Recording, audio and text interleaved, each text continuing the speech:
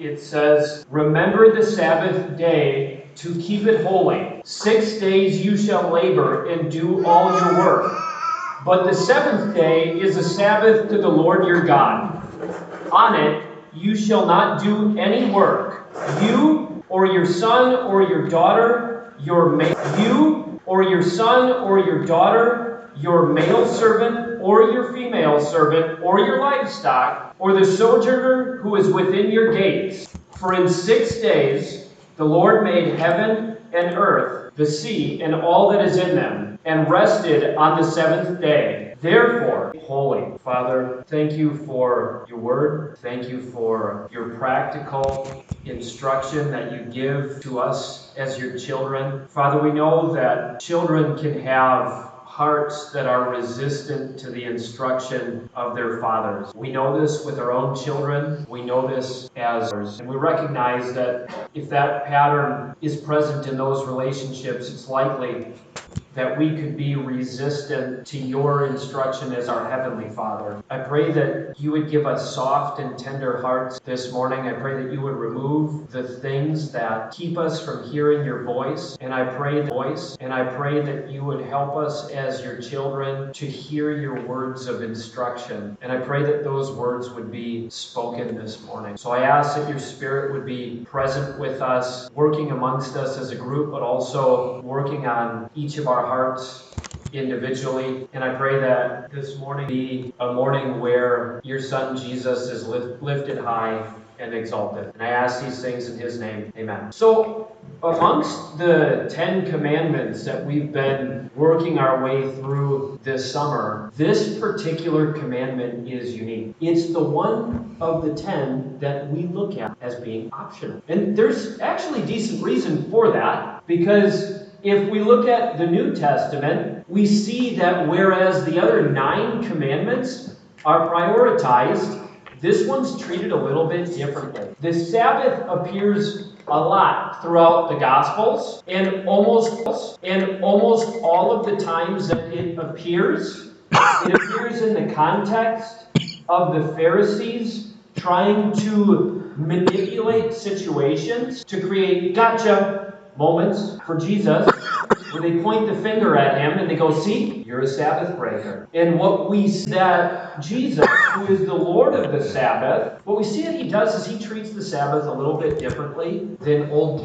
Testament law treats the Sabbath. In Exodus, it says that anyone who's a Sabbath breaker should be put to death. Well, that's not exactly how Jesus looks at the Sabbath. And Paul writes to us in Colossians chapter 2, this is an area that we are not to pass judgment upon one another when it comes to how we give the Sabbath weight and how we keep or don't keep it inside of our own lives. Having said that, I actually think that by and large throughout the church today, how we keep or don't keep it inside of our own lives. Having said that, I actually think that by and large throughout the church today, we don't give the Sabbath enough weight. I don't think that I could go so far as to say that we're under obligation to keep the Sabbath, but I do think that God gave us the Sabbath. He did so for a reason, and that there are good reasons why we should pay attention to the Sabbath. And the issue isn't so much in the letter of the law, per se,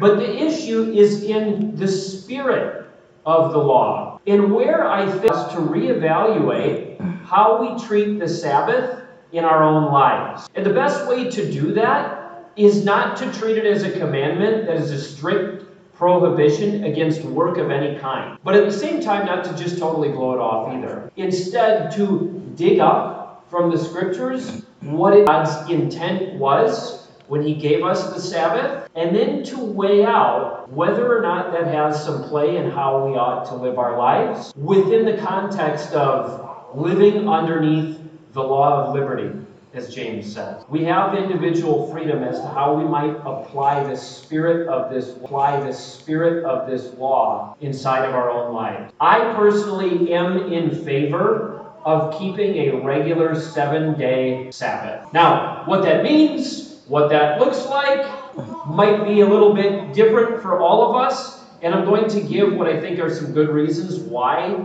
it's important to maybe reconsider how we treat one of the 7 days of the week. There's 5 primary observations I've made inside of these 4 verses in Exodus. The first one is that maintaining the holiness of the Sabbath is tied to remembering. Maintaining the holiness of the Sabbath is tied to remembering or keeping it. God's people following after his pattern. The second one is that the Sabbath is like first fruits. This idea that we give to God some of the first of what he gives to us. And I don't think that that applies strictly to our financial resources. I think that it's a good idea for us to treat our time the same way. And a starting point for how we might do that is by treating one of the 7 days of the week a little bit differently than we treat the other 6. Another observation is that the letter of the work at all. But clearly that's not the spirit of the law. How do we know that? Because Jesus turns that on its head repeatedly throughout the Gospels. The next one is that keeping the Sabbath has benefits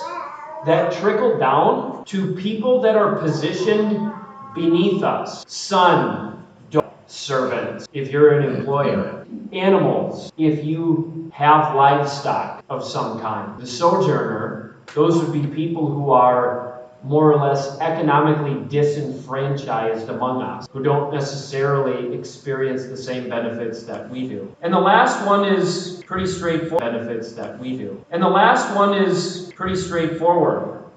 The Sabbath is holy. Why? Because the Sabbath is the day that God himself rested from his work in creation. The Sabbath is unique in that it is actually the oldest. Back in Genesis chapter 2. It goes back to Adam and Eve, not just the Israelites standing before Mount Sinai. The other thing is that the 10 Commandments are given in Exodus chapter 20. Well, in Exodus chapter 16, the Israelites were already put into the practice of keeping the Sabbath when they would gather manna for 6 days, but not a manna that precede chronologically all of the rest. Should give us pause to maybe think a little bit more deeply about. In Genesis chapter 2, it says, "Thus the heavens and the earth were finished, and all the host of them. And on the 7th day, God finished his work that he had done, and he rested." God finished his work that he had done, and he rested on the 7th day from all his work that he had done. So God blessed the 7th day and made it holy, because on it God rested from all his work that he had done in creation. It was a pleasant surprise. To me this morning that Mark read from Ezekiel chapter 20. That's one of the passages that I had maybe considered pulling into this morning that I cut out. But what we're told in Ezekiel 20 is something that God told Moses in Exodus 31. That one of the unique features of the Sabbath is the world, that his people are his people. What's the sign? God's people follow God's pattern in the midst of a world that doesn't care a whole lot about what God's pattern is. When we keep the Sabbath, we declare that we're children of the one true God, who do as our Father did and follow after his pattern. When God rested on the 7th day, he set a pattern for us that we ought to do the same thing. Now, God's purpose for mankind from the beginning was to have dominion over all of creation. He doesn't command the Sabbath in Genesis chapter 2, but he doesn't command the Sabbath in Genesis chapter 2, but he does set the pattern. I am of the opinion, we might think that this is crazy talk, but I'm of the opinion that the pattern that God set for us is woven deeply into the fabric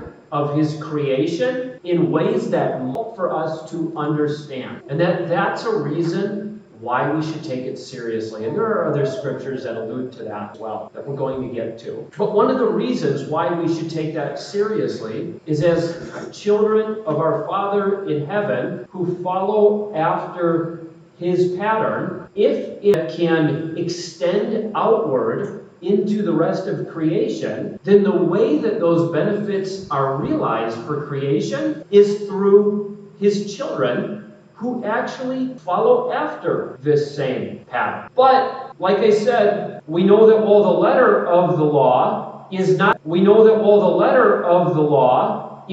to do any work at all on the Sabbath, that is not what the spirit of the law is. One of the references I was talking about in the Gospels to the Sabbath is in Luke chapter 6.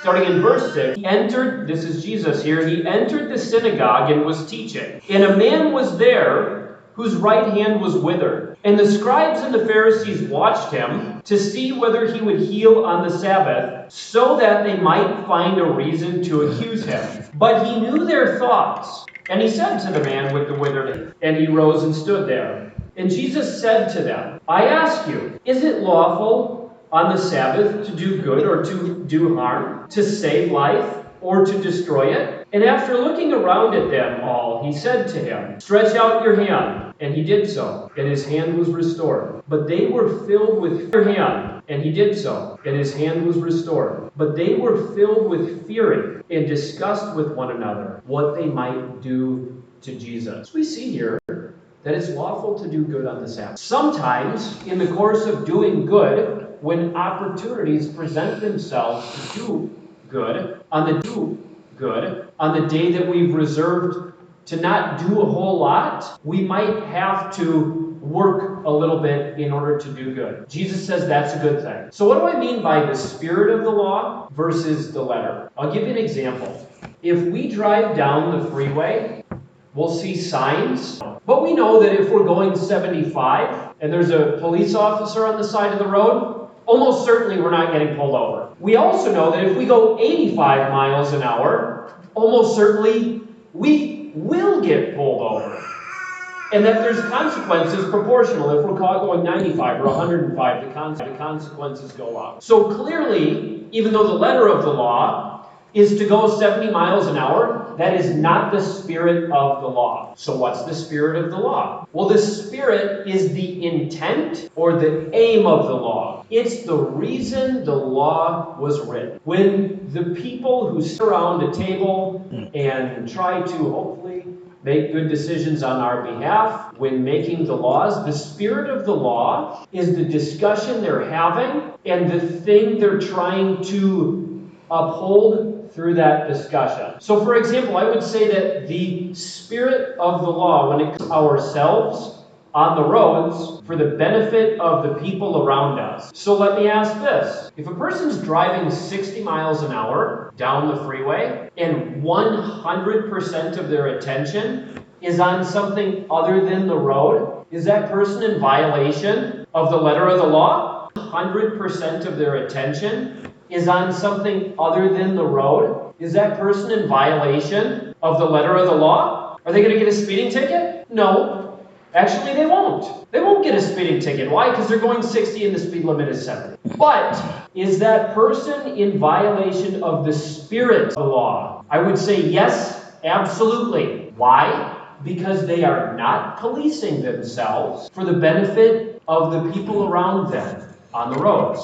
Something of the same holds true when it comes to the Sabbath and with all of the Mosaic law, for that matter. Jesus is not of the law says in Exodus 31, Sabbath breakers will be put to death. Jesus is not concerned with it. What he is concerned with is the spirit of the law. He recognizes that the Sabbath is a good thing. God designed it for good. Therefore, it is lawful to do good on the Sabbath when opportunities. I said earlier that there are benefits to Sabbath keeping that can trickle down to people positioned beneath us. There's a couple of places in the law that I'm going to read from here. In Exodus 23, starting in verse 10, for 6 years you shall sow your land and gather in its yield. Says Moses to the Israelites at Mount Sinai. But the 7th year you shall let it rest and lie fallow. Why? That the poor of your people may eat, and what they leave, the beasts of the field may eat. You shall do likewise. 6 days you shall do your work, but on the 7th day you shall rest, that your ox and your donkey may have rest, and the son of your servant woman, and the alien, that they may be refreshed. In Deuteronomy, there's a passage that talks about how landowners are to treat their land when they come into the promised land, whether it's a field, whether it's a vineyard, whether it's an orchard. And what it says is, this square piece of land that you have, when you go to harvest what the land has produced, you don't go all the way out to the edges. In other words, you don't try to pick every single grape to the edges. In other words, you don't try to pick every single grape that's in your vineyard. Do a pretty good job, but don't do a perfect job. Why should you not do a perfect job? Because also in Deuteronomy, the poor people of the land are given permission to go throughout the land wherever they may please and to eat what is left over. The pattern that's being set here is that it is our responsibility to take it upon ourselves to do good in ways that are a blessing to the people beneath us. So how does that work? Well, let me put it maybe in these terms here. Two different situations. If you are a dad or a mom and the owner of a business, have you ever been around a person that works 24/7, 365? They just don't ever stop. Their mind is always on the next thing. And you can't really break into their frames of thought. Why? Because they're like a dog with its nose. They're like a dog with its nose to the ground. They're just zeroed in on the next task. Do you know what that does to the people around them? Creates a whole lot of anxiety. If you are an employee who works closely with your boss, but you know that your boss might pick up the phone at any minute of any day, never at ease. Why? Because even though you're off the job, to some extent, part of you is always on the job. Well, the principle with the Sabbath is that if you are in a position where there are people beneath you in any respect whatsoever, or if there's people around you, you need to be you take a break that is good for them, because their minds can be set at ease that when that day of the week rolls around, they know for certain that they get a break. The phone's not going to ring. They're not going to be given a task out of the blue that they have a deadline to complete. Be given a task out of the blue that they have a deadline to complete. It is good for the people beneath us when we keep the Sabbath with regularity. In Leviticus chapter 25, sort of a sister passage to Exodus 23, it says, "For 6 years you shall sow your field, and for 6 years you shall sow your field, and for 6 years you shall prune your vineyard, and gather in its fruits. But in the 7th year there shall be a Sabbath of solemn rest for the land, a Sabbath to the Lord. You shall not sow your field or prune your vineyard. You shall not reap what grows of itself in your harvest. It shall be a year of solemn rest for the land. The Sabbath of the land shall provide for you, for yourself, for your male and female slaves, for your hired worker and the sojourner who lives with you, and for your cattle and the wild animals that are in your land. All its yield shall be for food. Therefore, you shall do my statutes and keep my rules and perform them, and then you will dwell in the land securely. The land will yield its fruit, and you will eat your fill and dwell in it securely. And if you say, what shall we eat in the 7th year, if we may not sow or gather in our crop? God says, I will command my blessing on you in the 6th year, so that it will produce a crop sufficient for 3 years. When you sow in the 8th year, you will be eating some of the old crop. You shall eat the old until the 9th year, when its crop arrives. As those who have dominion over the land can't just be worked year over year into perpetuity. And we actually know this. I don't think there's a person in this room that doesn't understand this concept, that if you just plant and plant and plant and plant in your field year after year, that your field will, year over year, lose fertility. That's how the land works. That's how the land works. God's design. He wove it into the fabric of creation. So when he told his people, he said, when you go into the promised land, work your land for 6 years. 7th year, you don't do anything. Everyone takes the year off. You don't even mow what's left in the field. You don't plow it under. you just let it go and you just leave it. Well, plow it. Under, you just let it go and you just leave it. Well, if any of you have had a garden at home, you probably know what would happen if you did that. Well, there's all sorts of weeds, right? But there's actually all sorts of surprises that will come up inside of it too. The land won't just do nothing. It will continue to produce. What God, that food that it produces, all of it's fair game. Go ahead and eat it. Turn your animals loose. Let them eat whatever's out there. Let the poor of the land who have a hard time buying food, let them go out. It's fair game for them. They can grab whatever they want. And if you're worried, going, well, how's that going to work? I'm not sure how we're going to have enough food. God says, no problem. Don't worry about it. I'm Lord over all of creation. I'll just command the blessing upon the land in year 6 if you trust me. And year 6 will produce enough food for 3 years. You'll have enough food in year 6. You'll have enough food in year 7. You'll still have food throughout year 8. From the 6th year 7, you'll still have food throughout year 8. From the 6th year, if you do that. And actually, think about this.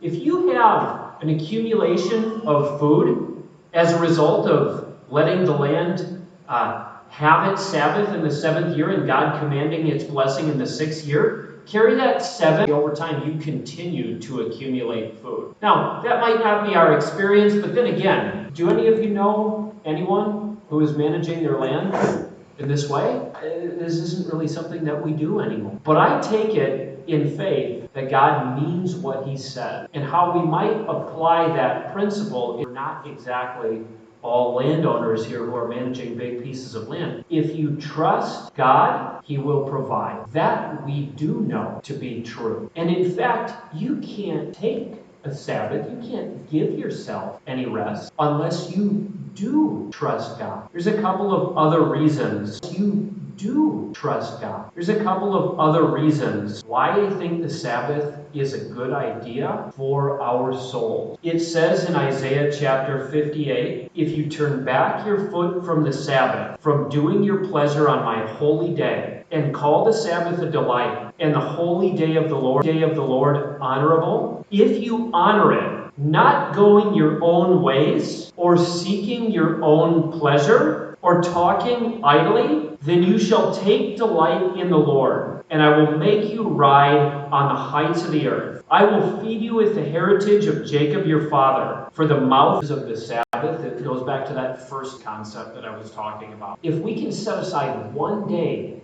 out of every 7, where the way that we think about the day, where our hearts go, and how we orient ourselves toward the day is different, that has positive benefits for our soul. Psalm 37, but how do you increase your delight in the Lord?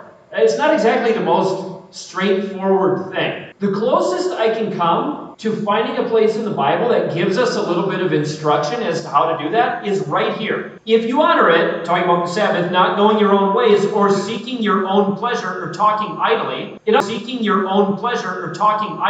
in other words, if you treat this day as different, and you focus your mind on your Creator more so than you do on the other 6 days, how and why can you do that? Because you've set the other things aside that you worry yourself with across those other 6 days. If you do that,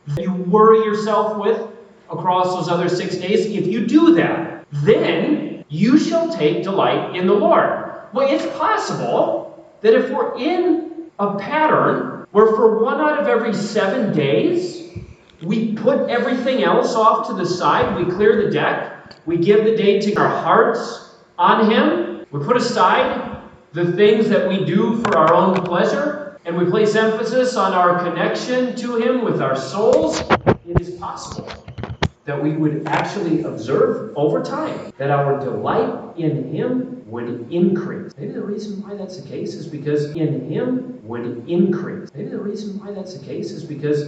while we seem to want to go 24/7, 365, we all know that we're exactly designed for that. Here's another reason. Spending 1 day a week to put aside the things of this world, toil, busy ourselves with, largely as a result of our toil, for 1 out of every 7 days. It might be that can also help us to appreciate our eventual Sabbath rest in eternity. In Hebrews 4 it says, "So then there remains a Sabbath rest for the people of God. For whoever has entered God's rest also rested from his works. Let us therefore strive to enter that rest, so that no one may fall by the same sort of disobedience." Disobedience that's being referenced here is rebellion against God by the Israelites in the wilderness. If we can set aside one day out of every Sabbath where we put our minds in a different place because we put everything else that we busy ourselves with off to the side, we may well find that it works within us to help to fix our eyes on our eventual eternal rest, and that may be a safeguard against the disobedience and rebellion against God that we so often find ourselves inclined toward. In Hebrews 2, verses 14 and 15, I believe, we're told that we as humanity have been enslaved to sin through our fear of death. So here's the principle that in my mind I try to allow to believe that the spirit of the law is to put aside things that we do to increase our earthly security for one day each week. So what are the things that we do to increase our earthly security? We try to pad our bank account. Try to make sure that we're stocked up with groceries for the next week or two. Try to make sure that we're chipping away at our never-ending, constantly growing to-do list. Why do we do these things? Here's why I think we do these things. Actually, if you're ever out to try to diagnose a sin issue in your own lives, here's a tool. We've been enslaved to sin through our fear of death. We live on this earth beneath the shadow of death. Even if our minds aren't always there, biologically our bodies are there. That's why there is such a thing as a flight or fight response that takes over in dangerous and scary situations, independent of what our minds do. We know that we're going to die. That scares That scares the daylight out of us. We also know that if we go without food or without water for long enough, that day where we're going to die can move up a whole lot more quickly. And so we toil and we busy ourselves with all sorts of stuff. Why do we afraid of dying? We're anxious about the ways that we satisfy our anxiety. You ever see what happens to a person when someone close to them dies? For the first week or two or whatever, they busy themselves like crazy, doing everything and anything that could possibly be done, take their minds off of the grief they're experiencing. Then there comes a point in time where the funeral's over, some of the loose ends are tied up, person's buried in the ground. That person who's been busying themselves is left alone with themselves, and there's nothing to satisfy their anxieties anymore. And then it hits them. It's the same thing so we busy ourselves. When we busy ourselves, our propensity, the trajectory, the direction that takes us is towards sinful things. Why we've been enslaved to sin by way of the fear of death. One of the effects of that is that we don't trust in God. We don't believe that we can take a day off to set our to-do list or our projects off to the side, and that things are going to actually be okay. We're not inclined to think that we can put work on the back burner and there might still be enough money to take care of us. We don't believe that we can give the land a rest in a 7th year and that there's actually going to be enough food. We don't follow the pattern that our fathers set for us. Why? Because we're afraid and we want to placate that fear all day, every day, 24/7, 365, all of our days, so that we don't have to face the fact that we're actually living in spirit. And the intent of the rule is that we, as God's children, would be different from all of the people on the face of the earth around us. Whereas everyone else is going to die and they have no hope afterwards, so they may as well busy themselves endlessly. That when our lives come to an end, our eternal life begins. Actually, it's already begun, but it begins in an even more full way. We know that we're going to eventually enter into our eternal Sabbath rest. Why? Because we have a good God in whom we can trust. One day out of every seven, I would encourage you to strongly consider intentionally putting aside anything that you do that is aimed at increasing your earthly security. But I'll summarize it even more briefly. This is going to be a little corny. I'm sorry about this, but I don't like going to this. It's easy to remember. The Sabbath is a day to put yourself on the shelf, and instead to be still and know that God is God, which I think is difficult to know unless you can get out of the flow that you're in and find rest for a day. I really do encourage you guys. I'm not going to pass judgment on anyone. I'm not here to tell anyone how to go about keeping the Sabbath, but I would highly encourage everyone to consider whether it makes sense to at least make an effort to change the orientation of your heart for